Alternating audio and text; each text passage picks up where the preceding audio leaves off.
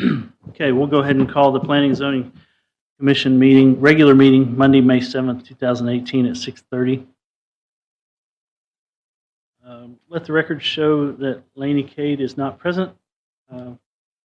She's in the hospital sick. We wish her well, hope she gets better. And that David Selsky is no longer with us as a commissioner. Thank him for his service.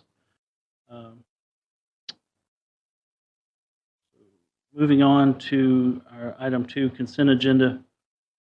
We have a few items on the consent agenda. I'll go ahead and read them off real quick. Consideration possible action, approval of minutes and excused absences. Item B, consideration possible action, final plat of Stewart Heights at Savannah Section 9. Item C, consideration possible action, well, that's twice.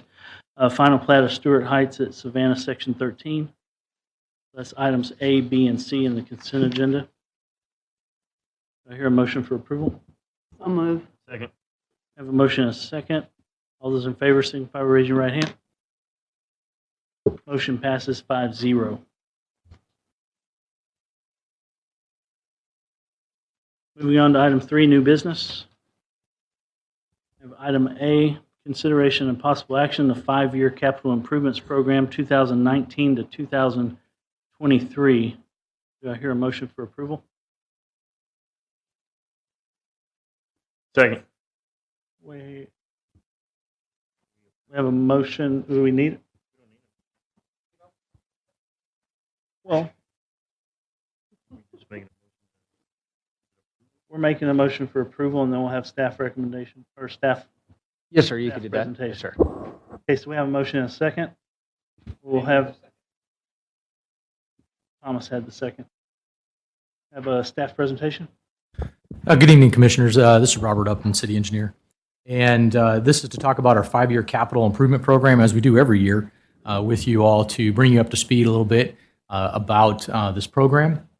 And this year we're talking about the fiscal year 2019 through 2023 program. As we all know, this is a 5-year look ahead. However, we only ever take a look at authorizing and moving forward on a budget process of the current or the new next fiscal year, which will be FY19. And the rest is then for programming and fiscal or programming and look aheads as we go and may change in the future years. This is done as per our charter, as we're required to, is to present that to you and have you all then review it and approve it and to give the recommendation then to the city manager thereafter. So we'll briefly go through each of these areas. We have them broken down as we take a look at it with regards to our items dealing with drainage, parks, facilities, streets, water, and then also wastewater. So you can get the whole gambit of everything that we do. Also in here too, per our discussions when we met with council a couple weeks ago, talking about moving ahead with a potential fiscal year 19 or 2019 bond package. You'll see some projects in here that are highlighted in yellow. I just want to recapitalize those. Those items are ones that we're looking at for a future bond referendum and our new projects in there to look at over the course of the time. And that bond package that we're taking a look at and evaluating right now, as council directed us to, is a value of $120 million, final values set by council when that time arrives as we present that move forward. The other one is that we have a purple color in there dealing with timing.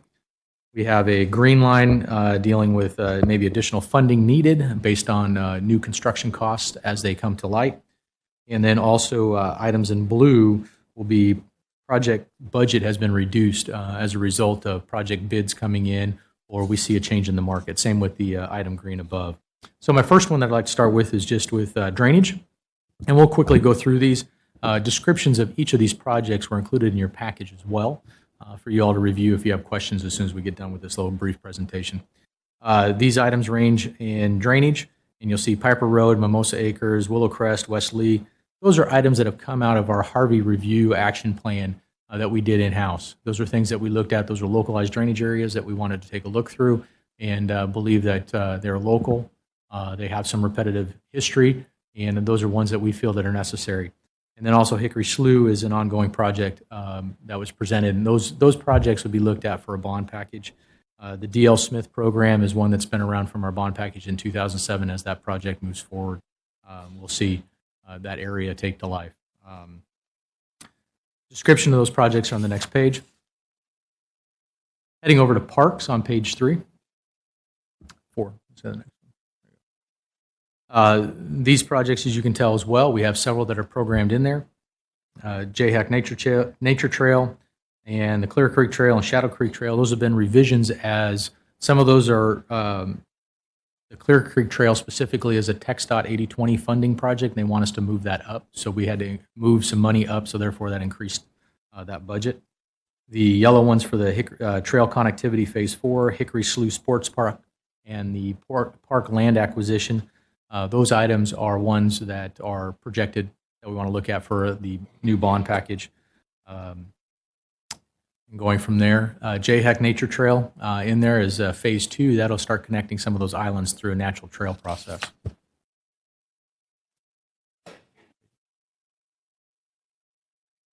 Facilities. As we continue to grow in services and as we continue to grow as a city, facilities are needed to continue to be constructed or rehabilitated. Some of those are our Orange Street Service Center, Phase 1. As you can tell, a lot of our buildings out there have been around for many years. It's time to take a look at revitalizing those facilities. One of those is to create a new operations center for public works and engineering and projects to be housed together in that area. And then that comes in light of removing Fire Station Number 1 up to McCard and moving them out of the old Alvin Street and Orange Street. So they'll have a new facility that's under construction right now. Fire Station 8 and Fire Station 7 are ones that are brought forth due to growth and as set forth by the studies that the fire department has, along with Fire Station a rehab of 4 and new Fire Station 11. In there also is as we continue to try to enhance our fire fighting activities and the training associated with, or some of our training facilities need to be expanded with a new burn building, and then also areas that can be set aside for specifics such as vehicle extractions or fires associated with that can be done in small areas for training.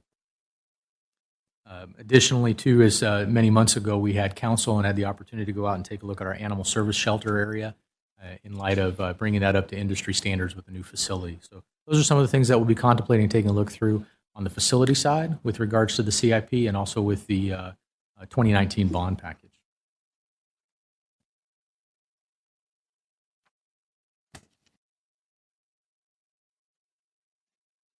Our next one as we go through on the streets fund. These are all of our roads that are either in construction. You'll note that some, with regards to that, are projects already going, Makawa being one. That contract has been let with TxDOT, a partnership. That's an 80/20 partnership. And we have now had approval by council, and that project is being worked on with the consultant and then hopefully constructed in the coming years. You can tell that with same with Hughes Ranch Road, Smith Ranch Road. Those are all under construction right now. McCard Road Extension, we're waiting as we do land acquisition through there. And then as we continue through, we have about 6 streets there that we're looking at trying to either go through additional TIP funding, which is through Houston Galveston Area Council, where then we have those partnerships that are 80/20. And we're also looking through with the our thoroughfare plan and some of the projects that we've been waiting on, such as improvements to Pearland Parkway and the traffic circle. Those are ones that we're taking a look at and would propose for this fiscal year 19 bond package as well. Additionally, one I'd like to just capitalize in there real quick is on the state route or State Highway 288 frontage road. We are partnering and working with TxDOT along with Brazoria County to try and get a frontage road that'll go from County Road 59 north up to 518 in that intersection to help relieve traffic on 288 and allow travel that way instead of getting onto the freeway as you currently do now and then getting off. So that's one that we're moving forward with, and we have great progression with that. TxDOT and the county both are in favor of the idea, and we're working through those hurdles right now. Next, we'll head over to the Enterprise Fund. This is with water and wastewater. And you'll see on the water side, Enterprise Fund, by the way, for those listening, is funds that are set aside that are generated through revenue. That's through the water meter and wastewater collection that you have monthly. And that's how these programs are funded, is through that fund program. So we have several items in there that are either under construction right now, as you can tell. And then from that standpoint, moving forward is to start taking a look at some additional water lines taking a look at our elevated storage and ground storage tank rehabilitation process, and Hughes Ranch Road Waterline Phase 2. Those are items. That last one I just mentioned would tie in with the Hughes Ranch Road project, if that one is funded. These all are set forth through the revenues associated with water and wastewater, and also circulation, and try to provide and maintain our water quality. Our next section would be on the wastewater side.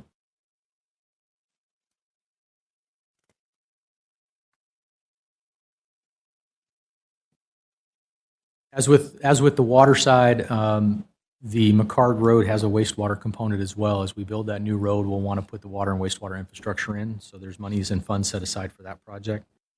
We have a lift station rehabilitation program, sanitary sewer rehabilitation program. That is one that will replace sewer lines that are old, or what we call I&I, or infiltration and intrusion, where water can get in and increase our flows to the wastewater plant during rain events. This will then help make those more watertight and replace those pipelines. And then we have a number of projects that we're taking a look at for the future out of this wastewater program, and that would be some lift station and odor control rehabilitation on some of our regional lift stations. And then is our program there, again, taking a look at the coming months, also our coming years with growth. Also is our expansions with JHEC, or over there off of Magnolia, and our John Hargrove Environmental Center, the wastewater treatment plant there, that'll need to be expanded for growth happening in that area. And then also Berry Rose as well, our wastewater treatment plant at Berry Rose and Pearland Parkway, for rehabilitation and expansion. And I believe that concludes my brief presentation that I have with regards to the CIP. As I said, included behind each of those sections that I highlighted is a general description and explanation of that project. But that concludes my report. Thank you. So I'll start with Daryl. Do you have any questions or comments for staff?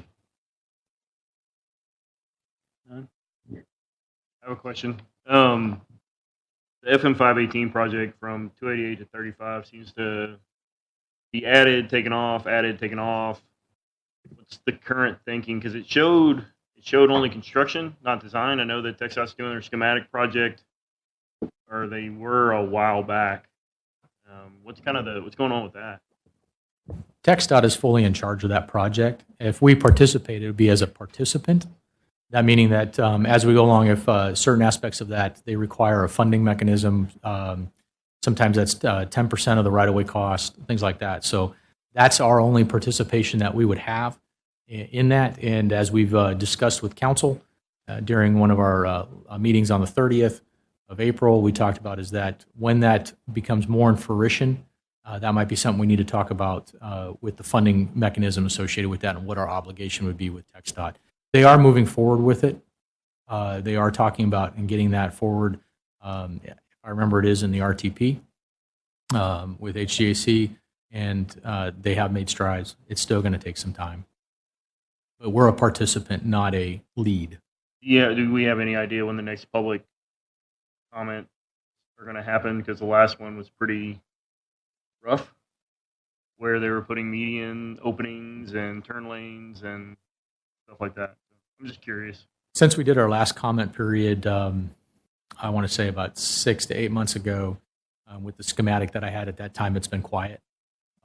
They are taking those thoughts and process and moving forward, but I have nothing further new. We are actually looking to meet with TxDOT in the coming weeks to find out and get the hard laid schedule of what their plans are. But everyone always says 5 to 7 years. You know, it's that type deal. But we are actively engaged with TxDOT as well, and we have a meeting. We have some meetings with them coming up in the coming weeks.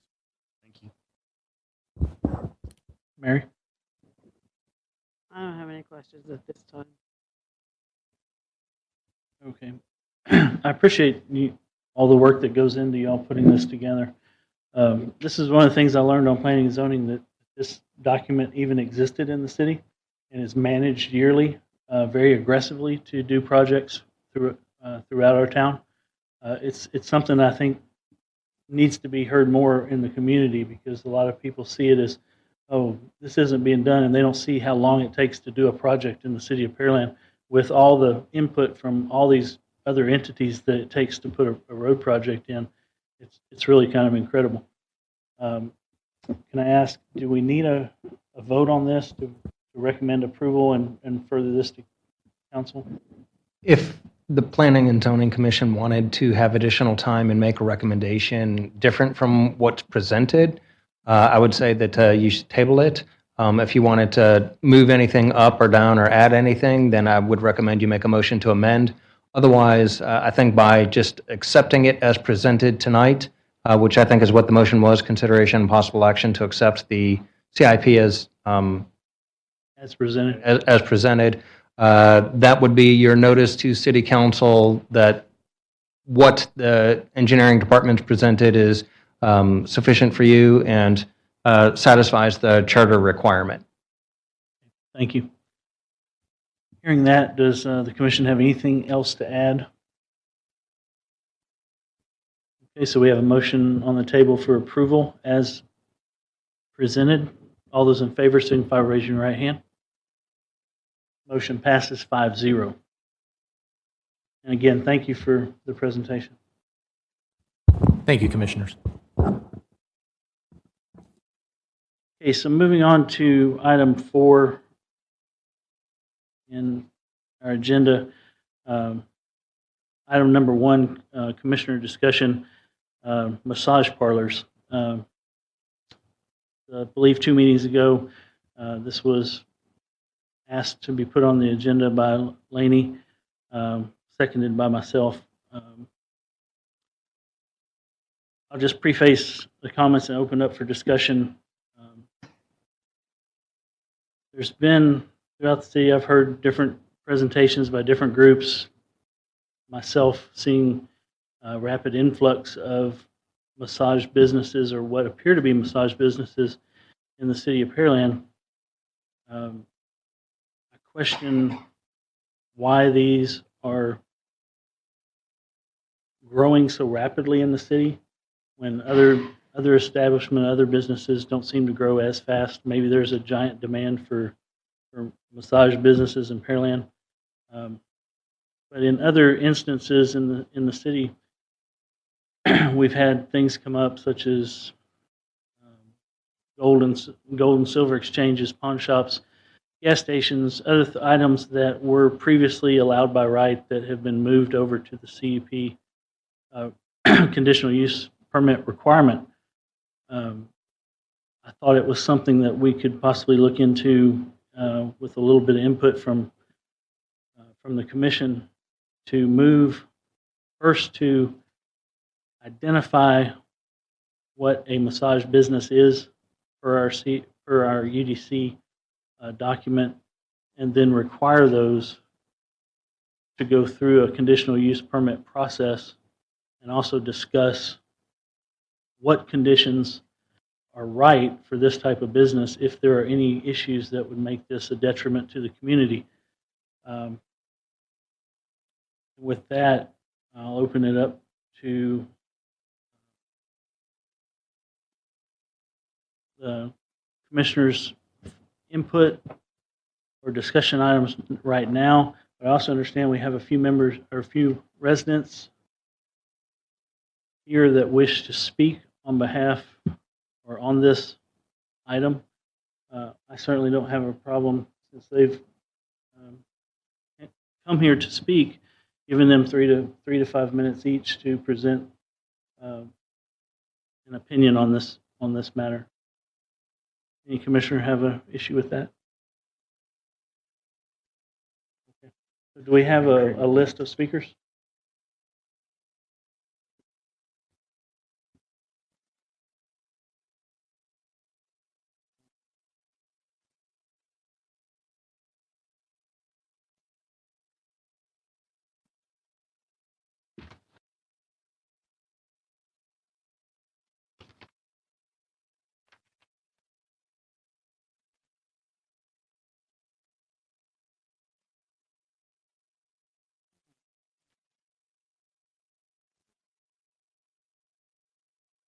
Okay, so what I'll do is I'll call the speakers up one at a time. If you don't mind, when you come to the microphone over here in the front, state your name and address for the record, and we will. That has to be recorded. I think everybody's filled out one of these, so we'll hand those to the secretary for recording. We'll start with Joe Madison of Elijah Rising.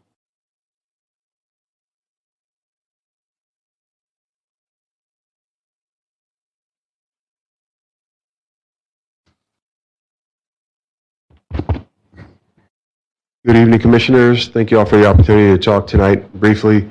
Joe Madison, my address is 3435 Sheldon Drive. That's Pearland, Texas 77584. I have volunteered and worked for organizations in fighting human trafficking, and I guess over the last 2 or 3 years, and really in that experience, I've gotten to see different stages of what trafficking looks like. One of those stages, it's prevalent to find trafficking going on in massage parlors. What I hope to do today is to clarify what that link looks like and really underscore how important it is at this stage to use have a conditional use permit, something where we can make sure that these businesses aren't applying under a legitimate permit for massage, but are then having illicit sex or illegal sex acts in their businesses, which are very, very common, unfortunately. I've been a resident in Pearland for 23 years, and as a volunteer with Elijah Rising and as an events coordinator with Love People Not Pixels, those organizations focus on fighting demand and working with survivors of sex trafficking. Many of these massage parlors will open, as I said, as a legitimate facility, but there are some telltale signs that if we pay attention to them before they're allowed to open and they apply for permits, then we can start weeding out some of these facilities. I'd be happy to share them later or now, but some of the at-a-glance things are having clear front windows, no steel door to the back that locks from the outside. There are a number of different characteristics in these places that kind of give away what their ultimate purpose is for being in business. And that is very important. If we can write something like that in the zoning requirements or the use requirements, if we can look at specific things like that, our organization, others are happy to consult on that behalf if that's helpful. I want to thank you all specifically for bringing this up at this meeting. I know zoning, until you look into it, it's not something that you really understand until you start digging in a little bit, and I have done some of that. And we have an opportunity right now to make a difference.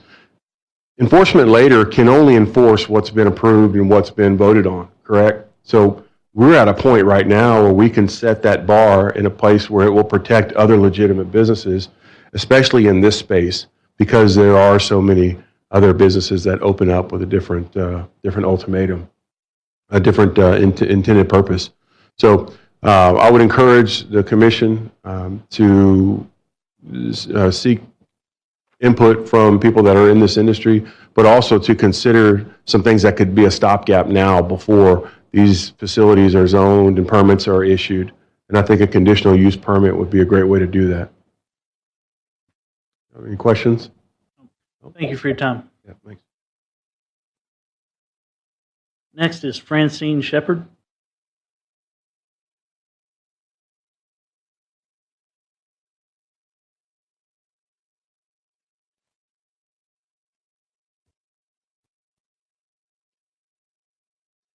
Thank you for coming. Please state your name and address for the record. Hello, Commissioners. My name is Francine Shepard. My residence is 2809 Raven Ridge Drive, Pearland, Texas 77584. I come to you today as both a resident and as a board member for Life Skills House. Life Skills House was founded by Leah Gonzalez, and the purpose of this house is that we actually get those that have been victims of human and sex trafficking after they have come away from the abuse and when there are children. So my plea to you today is on behalf of those single females and their children that are victims of those abuse. One of the things that I'd like to see and we would like to see from a board perspective is that we do have not only conditional use permits, but we'd also like to see some type of ordinance, and I would just ask that we take that to the city councils. It may not be in your purview, but I do think it needs to be an overarching or a more holistic type of approach. We can start with the conditional use permits, but that's not going to be the end-all solutions. And some of the ways that we can initially get that done, and I'm willing to work or be with the coalition to get this done, is we need to look at the operating hours. They don't need to be operating between 10 p.m. and 7 a.m. They need to have clearly visible access for those personnel entering and exiting into the business. There does not need to be shady, different type of areas where they cannot be seen. Some of the other things that we would like to see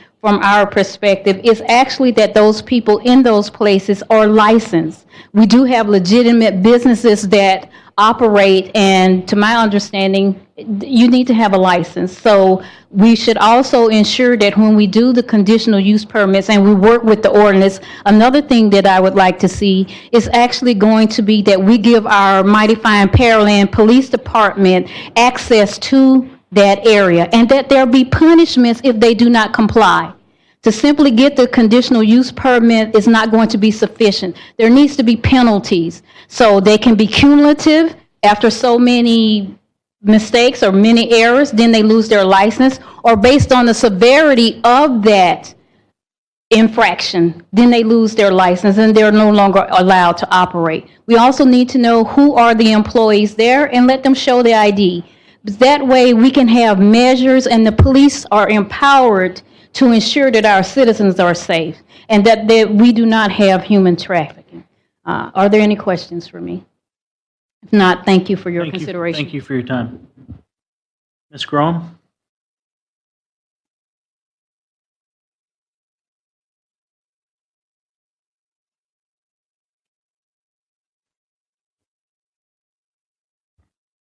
Hi, my name is Jules Dusek Graham, and my address is 1804 Brenton Spring Lane, Pearland 77581. And I volunteer with several anti-human trafficking organizations, including one which is locally making visits in the area with Safe Haven, as well as Elijah Rising and Rescue Houston. So I see kind of a before, during, and after as far as meeting those that are involved. The guidelines, the description that we have for Pearland is pretty wordy about what a sexually oriented business is, and the wording is very lengthy for what makes up a massage parlor. In that, I would like to see the additional legislation that you're talking about, and the reason for that is, well, let me step back. It's going to be important when we address this that we address not only something that says it's a massage location, because it falls under different headings now. And as we're seeing an influx, more of the newer locations are not just having massage on the front door, but they're having foot spa, or it may be a nail salon with tables in the back. So when you're a foot spa, you have different licensing with the state, and you do not have to have a massage therapy license. So all foot spas don't have an ME or a massage establishment license. They don't have to. But if they massage you above the knee, they are out of compliance with the state.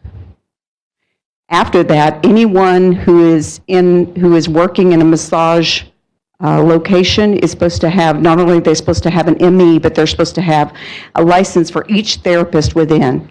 And legitimate locations will have that, and you'll look them up with the state, and they'll have the establishment location and then each therapist with their license number below it that has ever been a therapist there.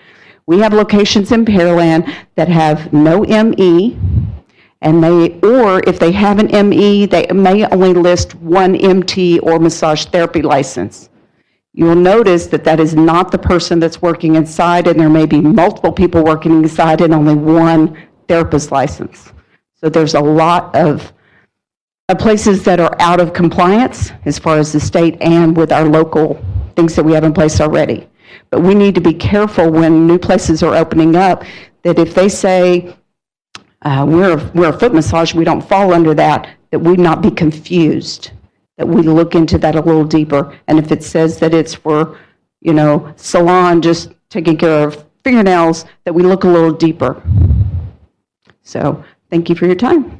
Thank you. You have any questions? No, ma'am. Okay. The next is Letty Lear.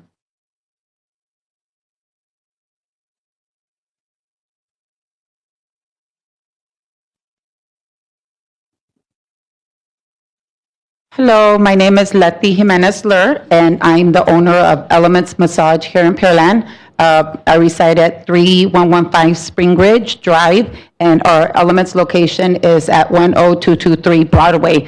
And the reason that I'm here today is as just a working citizen. I'm actually, I am a CPA alumni. I am part of several chambers of commerce here in our area. I'm a RISE mentor for Pearland ISD, and I work really hard for our smart business. I'm always trying to get out there and help the community and be a good citizen in my area.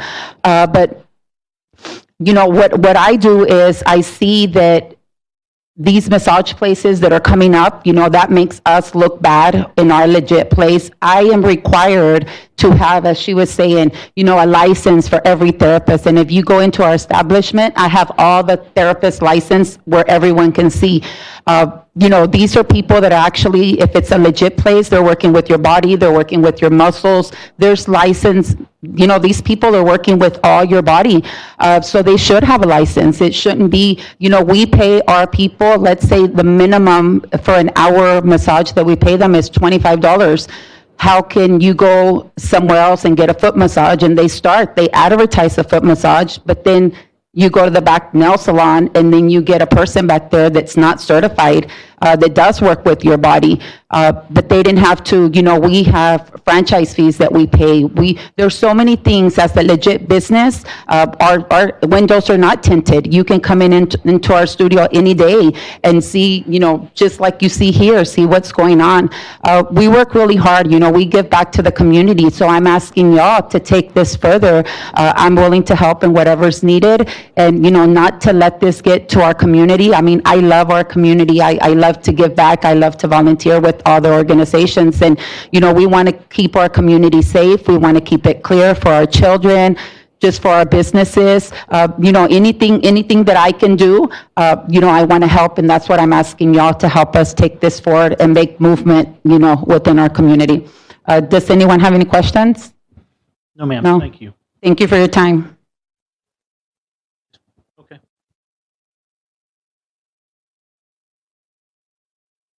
If you would, just restate your name real quick. Joe Madison.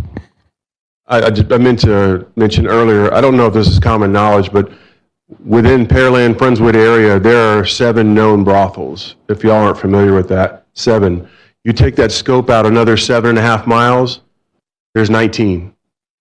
Now this information, it comes directly from a website called Rub Maps, where people that have visited these brothels go on and they give a review of what services to expect in that. I wanted to reiterate that because these are not just illegally operating places in terms of permits. These are places that are many times controlled by organized crime. So if we're a community that does not allow sexually oriented businesses in our community, then we will passively allow sexually oriented businesses if we don't, at this level, and then of course at a city level, pay very close attention to how these places spring up. So right here, right now, there are 7 places that are practicing slavery in our city. And that's not for shock value. That's exactly what's happening in these places. So the importance, I want to underscore the importance, not just from a permitting standpoint, but how that ties to organized crime and a bigger picture within our community. Thank you. Rub Maps, rubmaps.com. I'll actually, if you'd like, I can provide you with a link that shows pinpoints of where those are, business names and areas. so that, because those sites are not very nice to log on to, I can tell you that. But if you'd like, I can supply that information. Thank you. Yeah. We have one more form, Jason Perry.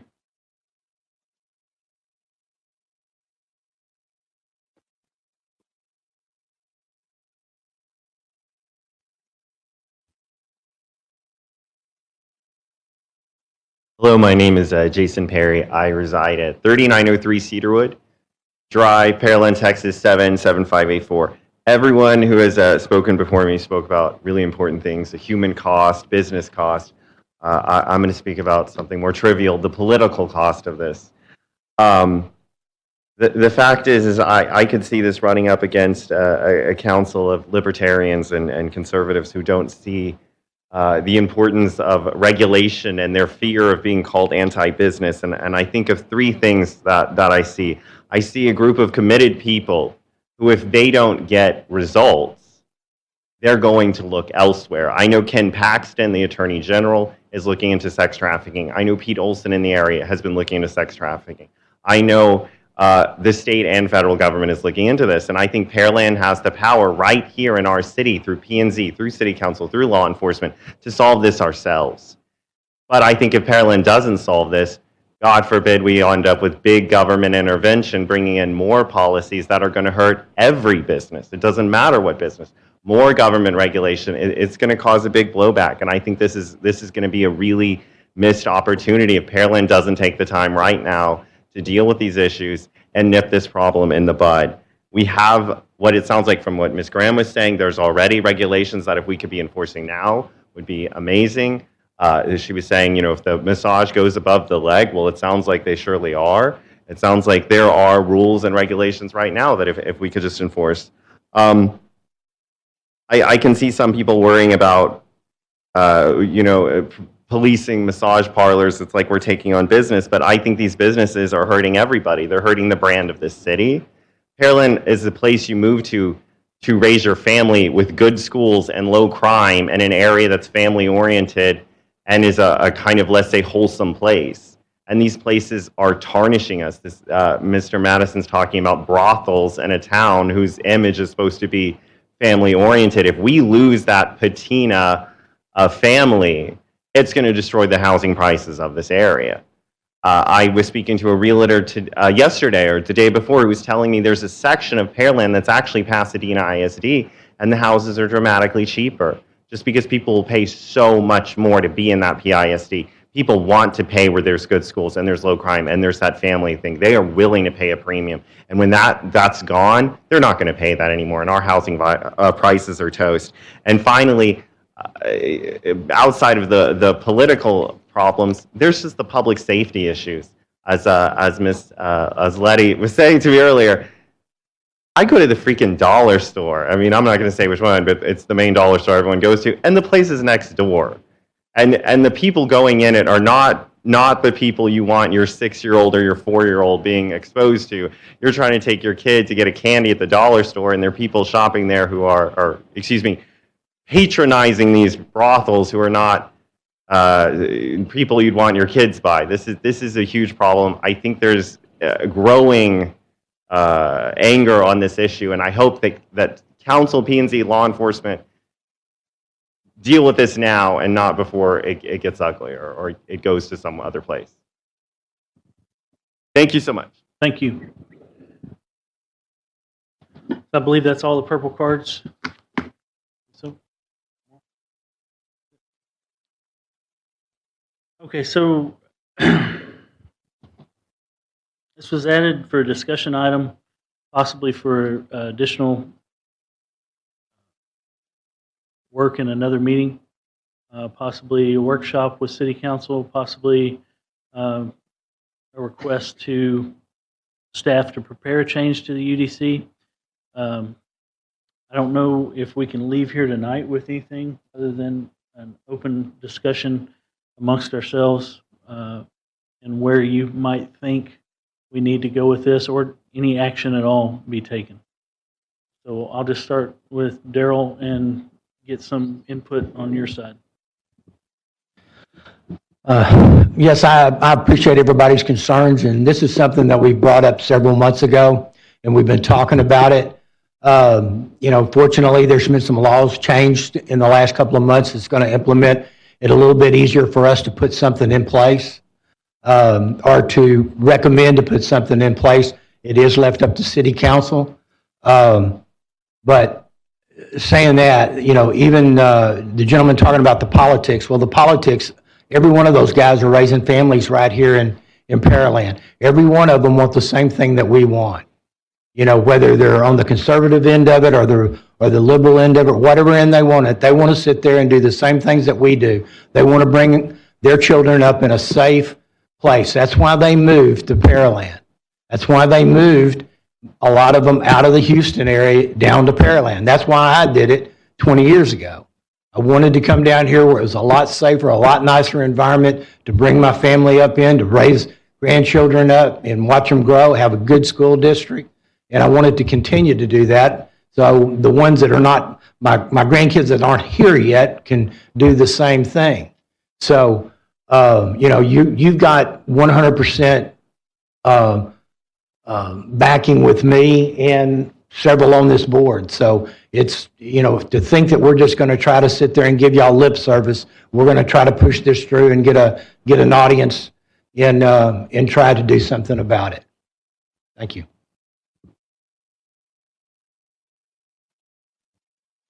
I appreciate everybody coming out to give us their take on what's going on out in the community. And to the last speaker, I believe that local politics, we're in charge of local politics. I think that, federal government, they have something to do with larger problems that we have, but we're in control of our local politics. And so I think that I would like to get more information on what are the particular laws related to massage parlors, if we can have a workshop, if we can get all of the particular hours of what the structure of the buildings are, and just things of that nature, so we can help curtail this kind of human trafficking. So, and we all know that human trafficking leads to drugs and other things in our community, and we definitely don't need that in Pearland, and no community deserves this at all. So I'd like to get more information. Maybe we can have a more productive discussion on how we can change some of these, and not just with the quote-unquote brothel type massage parlors, but I know there was some reports earlier in the year about some of the quote-unquote legitimate parlors, not speaking of your parlor, but with sexual harassment and things of that nature, sexual assaults with some of the people that they give massages to. So we have to worry about those quote-unquote legitimate massage parlors too.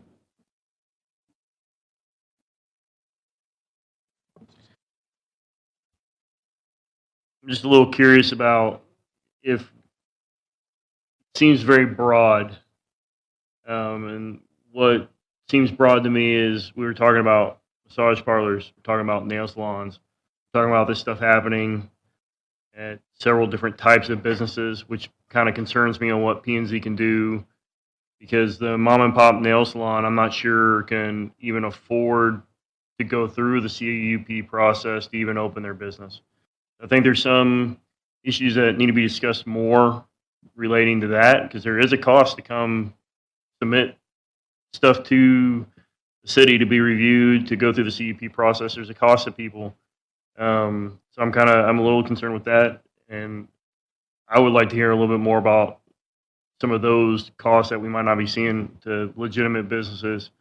I'm not an expert and don't know. I'm kind of in the dark about all this stuff. I think it sounds to me like is a legitimate problem.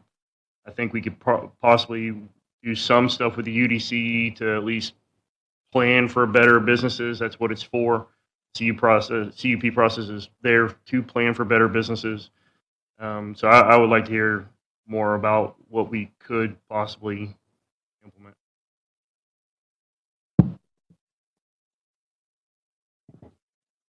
Mary, do you have anything to add? Well, I think we need to have definite, strict identification of what these businesses really are, so that anything in the UDC is really defining what can occur at those businesses. And I think that would be a start. But I do think we probably need a workshop with council, and I think we might even need some input from the police department as to what is going on and what we can do, and we're going to have a lot of assistance from our legal staff. Thank you, Mary. So I jotted down a couple items that, and I'll just ask Lawrence how we would go about directing or asking staff to prepare a UDC change. If we want to have a workshop first, an official workshop, and put some ideas out there, or respond to staff with ideas from this meeting, or have a little bit of direction out of this meeting, or have another workshop just for this. I think that staff can take what we've heard tonight as a request for the P&Z or by the P&Z to create a land use on the land use table and a definition, and then have that land use be with a CUP. And then that CUP, pursuant to our newest process for the CUP process, is a conditional use permit. It could be granted on an annual basis, and conditions that could be included in the CUP might include some of the things that people were suggesting tonight, or that staff's research or the police departments or y'all's suggestion or city councils, however it might be, things like limiting the operating hours. If it's part of a CUP, you're talking about the land use or the envelope of the building, and just like any other land uses, we can require a certain amount of transparency. We do that, we made an all PD amendment not too long ago to make sure that you couldn't have bars on windows and certain lighting. Well, you can say for this type of establishment, you want more transparency than what traditionally you have. That could be problematic because, as some folks are aware, the cost of operating a business, these places aren't typically standalone businesses. They go inside a retail center and they lease space. So if you have the legitimate land use that goes inside a retail space, having them come back and modify the envelope of the building could be costly, or maybe that's a way to regulate the use out of the area. But it's I think that there's a line between what you can do as the P&Z Commission, and I think that that's the land use table. And I think staff can take what you have said tonight to come forward with that. Because it is a PD amendment, there would have to be a workshop, or rather a public hearing, which is our chance to have that workshop between you and City Council. So I don't think you need to have that as the first step, because it becomes duplicative and adds more time to it. So then staff would put this down tonight as one of the things to do with next changes and the rounds to the UDC. And I don't know where the planning staff is on those things, but that would be one of the changes that they bring forward with recommendations based on what they've heard tonight. Thank you. Verifying with planning staff to make sure that that works for them, but. That works. Some of the other issues were law enforcement issues. If somebody's operating now and they're not complying with the law in regards to whether there's a ME, a massage therapist, or someone with a license, that is a law enforcement issue, and this body doesn't have the authority to tell the police department what to do. Of course, City Council does, and I know that City Council gets these minutes, but then it comes down to an issue of prioritization, and I'm not going to suggest that I know what the priorities are at the police department and embarrass myself. Okay. I just want to be clear that we stay inside of our boxes as planning and zoning, and only give input and recommendation on the items that we have, that we deal with. So I do like the summary you gave, using land use, defining more definitions so that any massage business is a massage business, whether it's called reflexology, foot spa, nail salon with spa, anything that offers any type of massage is lumped into that category. I believe that's where the issue is, and we can work on revising that in future meetings. I do like seeing conditions, suggested conditions, so when we look at a conditional use permit, that there's already items in there that are the items of concern.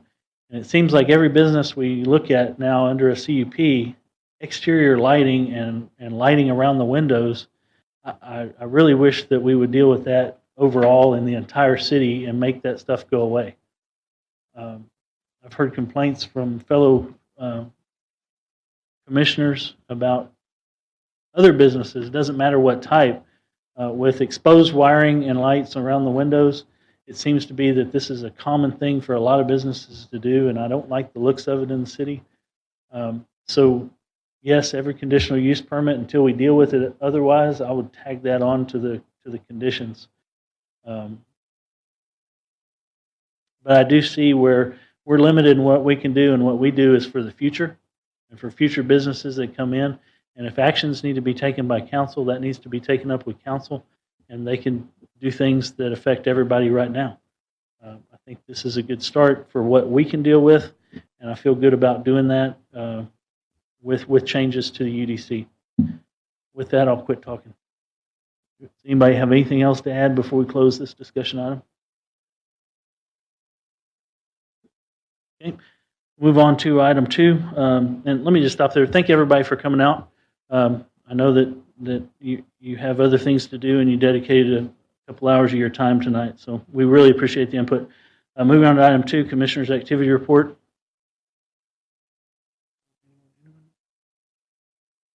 I do have one thing. I did visit our new CVS. Not that it has anything to do with the UDC, but it does have to do with our building codes, or maybe. I really like the design of the CVS with curbless entrance. I don't know if that's something new they're doing, but that's really nice to walk up to a business and not have, the parking spots don't have a curb. So you feel like you're just walking into someone's home there without having to worry about tripping over a curb. Really unique design. It's really, really good for people that, have some mobility issues. You don't have to step over the curb. You're not going to trip. It's a really, I'd like to see that on other standalone new businesses. I don't know if that's the standard we have, but if it is, engineering has done a good job with that, because that's a pretty cool feature. Anyone else?